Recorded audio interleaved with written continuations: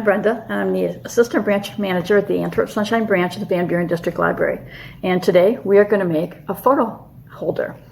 And the supplies you'll need for this would be a 2-inch binder clip, a 2 by 3-inch piece of paper, and various decorations. I have some gems, I have some flowers, whatever you'd like to put on.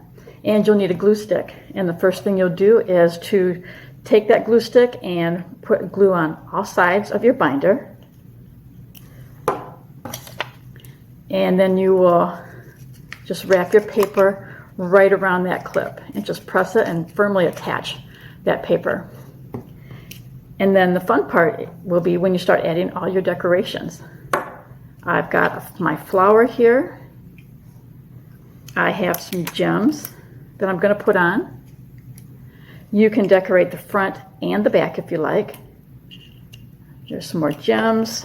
I've got this cute little butterfly I want to put on. There we go.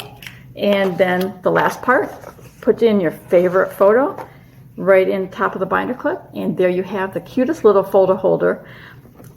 And if you want a kit for one of these, just stop by any of your local branches of the Van Buren District Library and you'll receive a kit that's similar to this, and you'll receive enough to make 2 different photo holders.